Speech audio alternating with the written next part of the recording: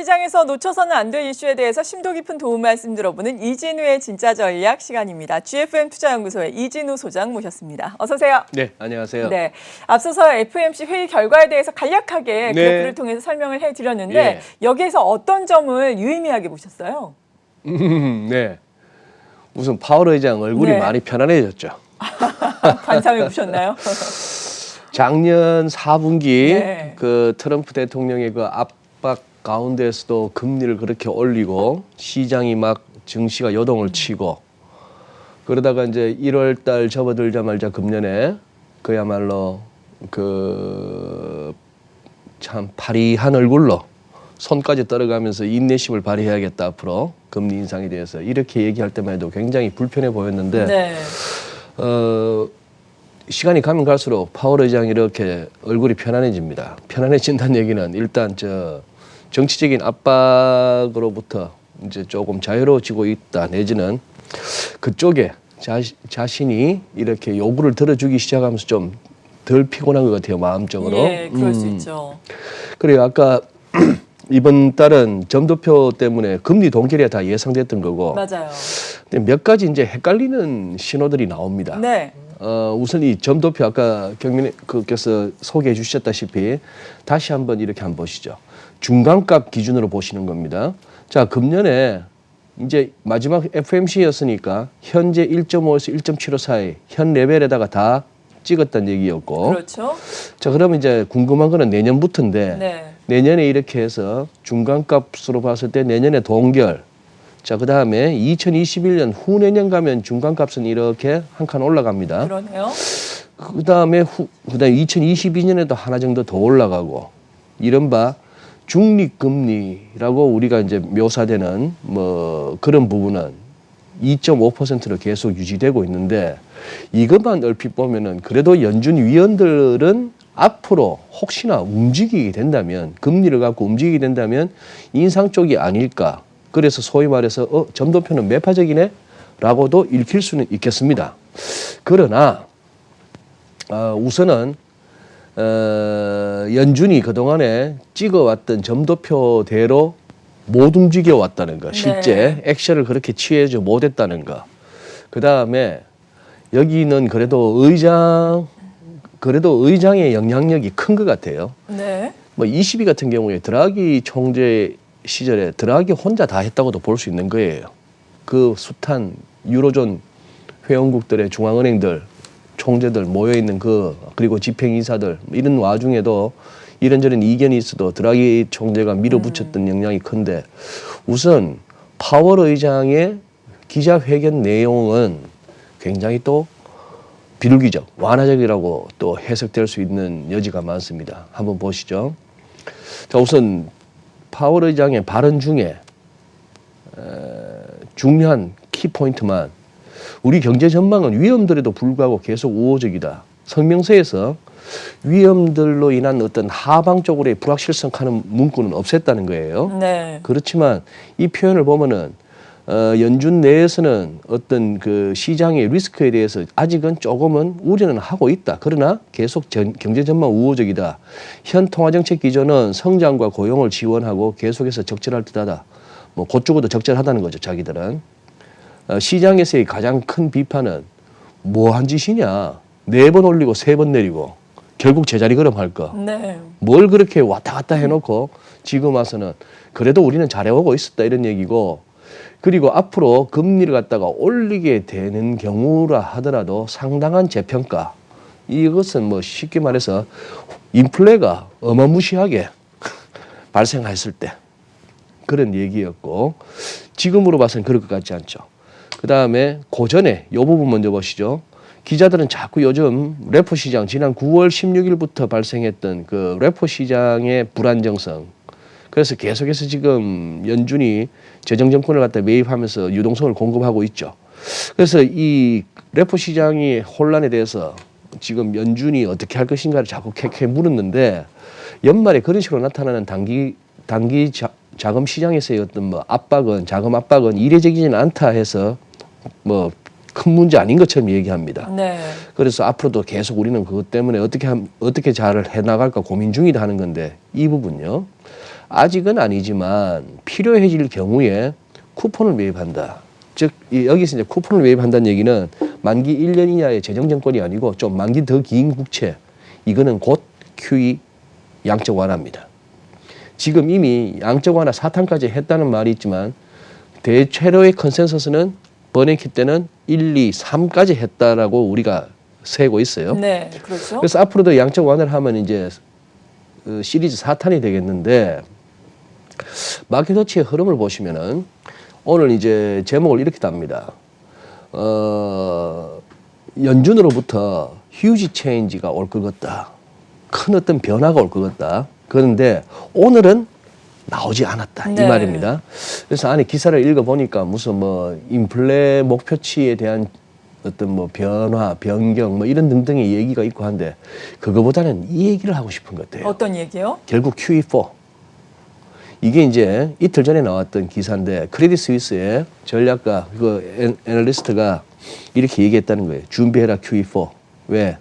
연준이 계속해서 쇼텀 마켓, 이 단기 자금 시장, 레포 시장이에요. 네. 이쪽에 혼란을 갖다 잠재우는데 실패하다 보니까 이런 식으로 해갖고는 될 거 아니다. 결국은 또 만기 뭐 5년, 10년, 30년 이런 식으로 해서 양적 완화 차원을 가야 되지 않을까 이런 얘기인데 단기 자금 시장뿐만이 아니고 QE4에 대해서는 계속해서 시장에서 그 가능성을 염두에 뒀거든요. 왜냐? 네. 트럼프 대통령이 지금 뭐 건재하죠. 그렇죠. 오늘도 트위터 보니까 신났어요. 네. 일단 뭐 의회에서 탄핵 소추안이라고 하는 거 보니까 뭡니까 뭐 따기 빼고 뭐 빼고 한다듯이 그냥 맹탕이에요. 뭐 뇌물죄도 빠지고 네. 사법방해도 빠지고 그냥 권력 남용 정도 뭐 이런 식으로 해서 참 맥 빠진 그런 어떤 그동안의 탄핵 극이 돼버렸고 거기다가 또 낸시 펠로시도 노회한 정치인이죠. 그거 하면서 결국 퉁친 것 같아요. 자기들이 이른바 USMCA, US 미국, M 멕시코, CA 캐나다. 그래서 그 나프타를 갖다가 살짝 좀 변화를 준 게 USMCA라 해서 뭐 네, 그렇죠. 새로운 북미 쪽에 위에서부터 캐나다, 미국, 멕시코 그쪽에 이제 무역 협정이었는데 계속해서 한 1년 가까이 반대를 해오다가 이제 민주당 쪽에 요구 사항이 조금 받아들여지면서 이제 어제 합의를 했다는 거예요. 어제 합의를 하고 그런 식이니 어쨌거나 트럼프 대통령이 원하는 대로 이렇게 끌고 갑니다. 굉장히 우리가 보기에는 미국 주류 언론에서는 굉장히 시끄럽고 트럼프 대통령이 뭔가 뭐 위태위태한 것 같은데 그가 원하는 대로 다 되어 오고 있는 거죠. 네. 그런데 지금 트럼프 대통령은 내년에 또 선거를 앞두고 또 비장의 카드를 준비하고 있죠. 중산층에도 감세 해주겠다. 이거죠. 트럼프 대통령이 이렇게 지금 그거 하고 나서 미국 증시가 올라온다거나 기업 실적이 개선되는 데는 대대적인 그 법인세 인하를 비롯해서 부유층에 대한 감세 효과 그게 컸지 않습니까? 그렇죠. 자, 그런데 문제는 이 감세라는 거는 말이죠. 감세라는 거는 하기는 쉬운데 일단 감세를 했던 사람도 그렇고 그 이후에 정권이 바뀌어서 다른 사람이 된다 하더라도 뭐랄까요. 그걸 갖다가 이제 이미 낮아져 있는 세금을 다시 되돌리기가 어렵죠. 되돌리기가 굉장히 예. 어려운 사안이죠. 그런데 저 좀 비춰주셨으면 좋겠어요. 예, 좀 드리고 싶은 말씀이 있어서 그러는데, 예. 이 감세라는 것이 한번 정치적으로 굉장히 파워풀하고 인기를 얻는 방법이라서 하긴 하지만 그 감세를 단행했던 사람이건 그 후에 다른 정치인이 됐건 이걸 되돌리기는 굉장히 어렵다는 그렇죠. 것은 그 나라의 앞으로 재정 수준은 어떻게 된다? 분명히 악화될 거예요. 맞아요. 거둬들이는 세금은 적은 반면에 계속 써야 될 거는 많고 그러려면 뭘 해야 되죠? 또 정부 차원에서 빚을 내야 되는 겁니다. 그러려면 또 국채를 많이 발행해야 되겠죠. 네. 국채를 많이 발행할 것 같으면은 지금 이걸 또 결국 누가 사줘야 되겠습니까? 또 연준이 사주면서 돈 찍어야 되는 거예요. 그런 차원에서 자꾸 이 얘기가 나오는 겁니다. 그렇게 나오면서 무엇보다도 먼저 이거부터 한번 보시죠. 네. 달러가 뚝 떨어집니다. 그러네요. 밤사이에 달러가 뚝 떨어져서 여기서 200일선, 241선이니까 200일선은 이거보다 더 위에 있겠죠. 그래서 월가에서 중요시하는 200일선 공방이 결국 달러의 하락 쪽입니다. 자, 조금 더 위클리 차트를 한번 보실까요? 위클리 차트로 보시면은 트럼프 대통령 당선된 이후부터는 달러 약세였습니다. 달러 약세였고 1년 동안 달러 약세였고 트럼프 대통령이 원했던 만큼 또 2014년 하반기부터 그리고 2016년 말까지 또 달러가 굉장히 강했었죠. 네.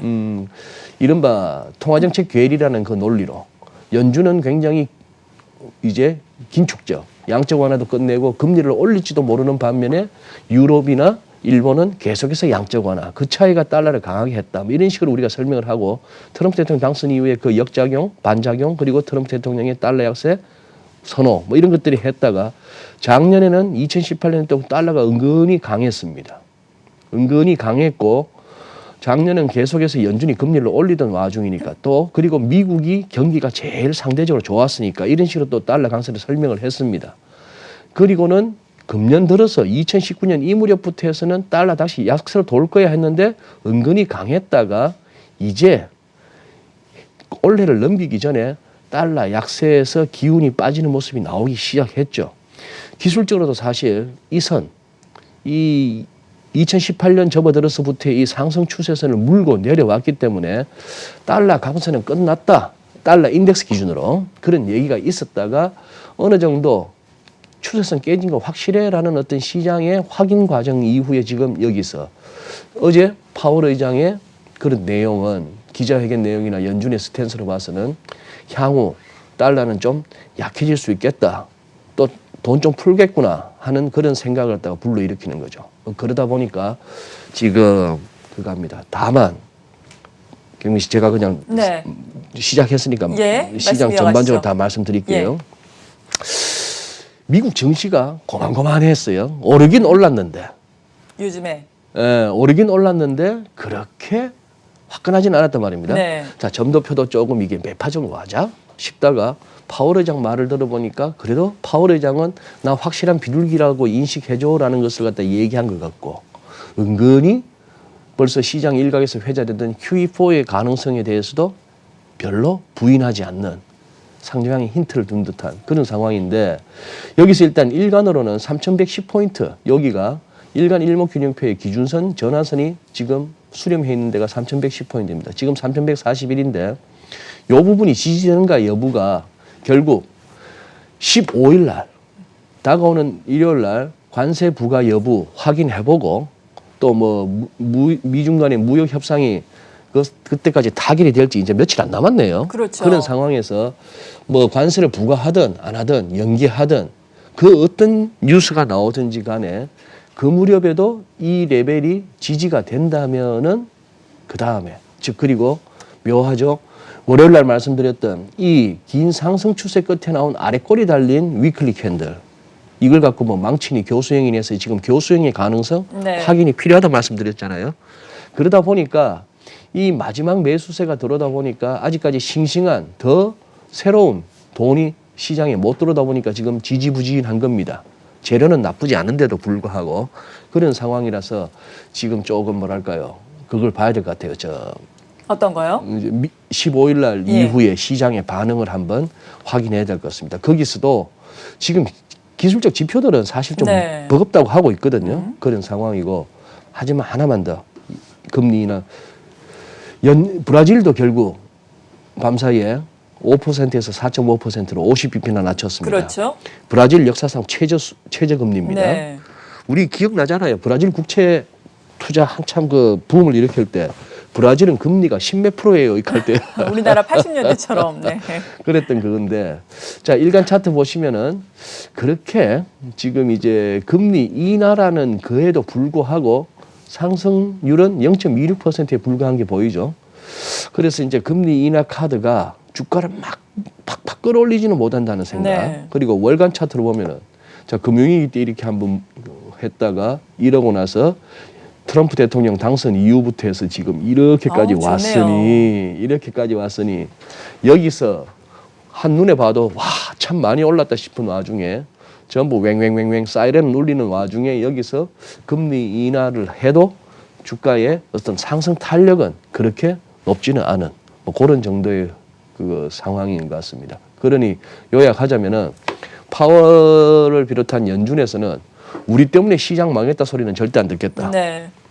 그리고 앞으로 또 이 나중을 생각하지 않는 먼 미래의 생각을 하지 않는 그런 정치가들의 속성, 집권 세력의 속성, 거기에 우리는 그냥 순응하겠다 하는 정도의 메시지였던 것 같습니다. 네. 앞으로도 일단 빚내보고 후손들한테 부담을 그냥 떠맡기고 지금 당장 땡겨서 쓰고 즐기고 하는 이거예요.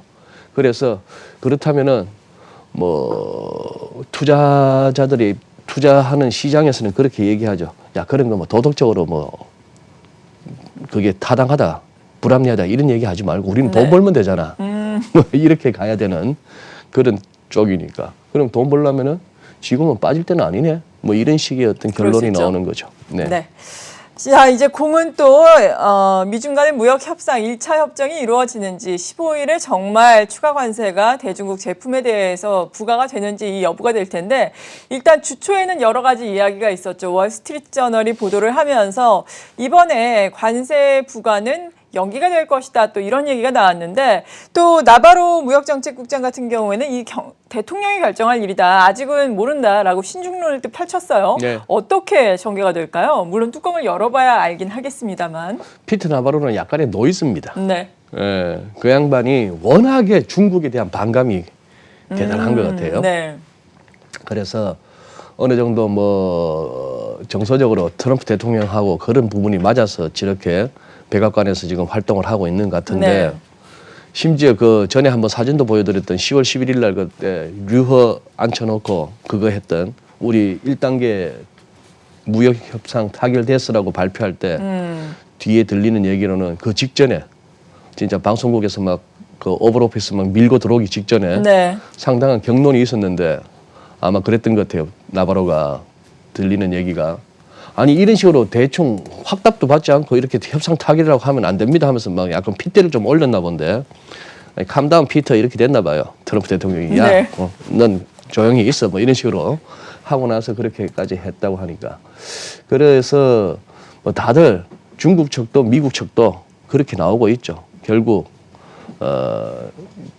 뭐 15일 이전에 타결이 되고 안 되고를 떠나서 일단 15일 날 관세는 연기되지 않겠느냐 쪽으로 지금 이제 그렇죠. 컨센서스가 모아지고 있는 겁니다. 그래서 아마 시장이 조금 뜨악해지는 경우 좀 충격을 받는 경우는 실제 그때 갔어도 협상 타결이라는 뉴스가 안 뜨고 15일부터 할 수 없이 15% 한 1,600억 달러 가까운 거기에 대해서 관세를 갖다 부과하기 시작했다 하면은 시장은 조금 약간 뭐 충격을 받을 수는 있겠습니다만 모르겠어요. 그렇게까지 하겠는가? 지금까지 나오는 분위기로 봐서는 그것만큼은 피하자 쪽인 것 같습니다. 지금 뒤에 차트가 나와 있는 김에 말씀드리면은 네. 아까 금이네요. 달러 얘기를 하다가 이 부분인 거죠. 지금 이렇게 빙글 둥그렇게 지금 라운딩 바텀을 갖다가 만들면서 이렇게 금이 올라가고 있는 이 모습입니다. 그래서 이게 그렇다면 결국 지금 약간 조정을 받고 있지만 몇 개월째 궁극적으로 금은 좀 더 가지 않겠느냐. 지금 이렇게 뭐 가장 골드만삭스가 이제 제일 금을 갖고 광고를 이렇게 마케팅을 하고 있습니다만 뭐 1,600달러 이렇게 해봐야 얼마 안 되는데 지금 이런 식의 패턴이라면 이거 결국 전 고점까지도 한번 볼 수 있지 않겠느냐. 중국이나 러시아나 할 것 없이 요새 중앙은행들이 터키도 마찬가지고 금을 갖다가 꾸준히 매집하고 있다는 얘기 이런 얘기나 아까 달러 인덱스에서 나오는 달러 인덱스는 오히려 둥그렇게 해서 라운딩 바텀에 라운딩 탑의 모습을 보이는 네. 그렇다면 얘는 빠지나 얘는 빠지면서 금은 또 오르나 뭐 금도 달러하고 금하고는 서로 역의 관계라고 하니까 이제 뭐 그런 생각이 들긴 합니다만 예 다시 또 미중 무역으로 요렇게 해서 조금 달러 부분에 대해서 좀 약세에 대해서 좀 준비해야겠다 하는 건데 그래서 우리 엔데프 시세도 지금 1,190원을 살짝 하회하는 수준이거든요. 예. 그래서 지금 그거 하긴 한데 우리 이머징 통화들이 대체로 달러 대비 강세긴 합니다. 이머징 통화들이 위안도 살짝 FMC 보고 나서 달러 위안도 살짝 밀리고 했는데 우리 환율도 같이 이러한 전반적인 흐름에 동조하면서 달러 환율이 더는 못 가는데 아직까지도 다른 데 비해서 하방 경직성이 있는 거는 자꾸 저거예요. 옆에 또 군복이 나오네요. 저기 자꾸 그거 한 거예요, 지금. 북한이 신경 쓰이는 거예요. 걔들이 제시했던 연말은 다가왔고, 그렇죠. 뭐 동창리에서 뭐 또 준비하는 것다 거기를 다 하고, 또 무슨 뭐 그 어마어마한 그 무슨 뭐라 그럽니까? 엄청난 그 정찰기도 막 한반도 상공에 날고 있고, 예. 폼페이오 장관도 좀 이렇게 조심하고 해서 그런 시인 것 같네요. 그래서 그렇고 뭐 무역 부분은 가서 보시죠. 예, 네. 15일 날. 네. 그리고 또 어제 OECD 경기 선행지수가 예. 발표가 됐는데 이 부분도 잠깐이나마 짚어보고 가면 좋을 것 같아요. 우리나라에서 유의미한 지표가 발표가 됐는데 29개월 만에 이 상승으로 전환을 네, 했어요. 네. 정말 지루하게 하락세를 이어오다가 예. 반짝 상승을 할 건데 이 부분이 상승을 이어갈 것인가 아니면 또 하락으로 전환을 할 것인가 관건 아니겠습니까? 그렇죠. 네. 일단 뭐 OECD가 발표한 거니까 네. OECD가 발표했는데 98.88입니다. 9월 달 98.85에서 10월 달 98.88, 0.03. 그래서 이렇게 28개월째 이렇게 조금이나마 흘러내리다가 또 네. 100 아래에서 내려오던 이것이 살짝 돌았다는 것인데, 그래서 일단은 좋은 신호죠. 그렇죠. 우선 뭐 경기 선행 지수 자체가 어떤 이런저런 BSI 같은 심리 지표에다가 코스피 이런 것도 감안하고 하다 보니까 10월 달은 9월보다는 조금 좋아졌다는데, 글쎄요. 이제 경민 씨가 말씀하신 그게 핵심입니다. 뭐 이게 들쭉날쭉하는 지수는 아니에요. 네. 그냥 뭔가 묵직하게 움직이는 지수인 것은 분명하고 살짝 돌았다는 것은 분명히 고무적입니다. 단 98.85에서 98.88 일단 그 뉴스에 대한 댓글들이 재밌습니다. 네. 우리 일반 국민들의 시각이 예, 어떨까요? 야 아직도 조작이냐 이러는데 조작 아니고요. 예. 우리나라에서 발표한 게 아니고 그건 OECD가 발표한 그렇죠. 거고요. 예. 그다음에 0.03 엄청 올랐네. 이런 것부터 해서 미미하다라는 거죠. 네. 예. 그래서 전반적인 댓글을 보면서 받은 느낌은 설령 그런지는 모르겠으나 우리 일반 국민들이나 경제 주체들은 특히 기업하시는 분들 입장에서는 그 부분에 대해서 아직까지 큰 의미를 두지는 않는 것 같아요. 네. 우선 반등의 폭이 미미하고 체감적으로 그렇게 나아진 게 없는 것 같고 맞아요. 한 그런 상황이라서 모르겠습니다. 이것이 다음 달 11월, 12월도 어쨌거나 10월치보다 조금이라도 더 올라가는 모습을 보인다면 그것은 어떻게 보면은 좋은 신호입니다. 또 시장이 워낙 빠르다 보니까 네. 최근 다른 시장들이 조금 지지부진한 와중에도 우리가 그나마 소폭이나마 아웃퍼폼하는 모습을 보인 것은 우리 증시가 그런 부분에 대해서 조금 냄새를 맡았는지도 모르겠다라고 해서 굳이 폄하할 건 아니고 그렇다고 너무 우아하면서 받아들일 뉴스는 아닌 것 같아요. 네, 그렇군요. 이런 부분에 의미 있는 변화가 앞으로 더욱더 생기길 기대를 해보겠습니다. 네. GFM 투자연구소의 이진우 소장이었습니다. 고맙습니다. 예, 감사합니다.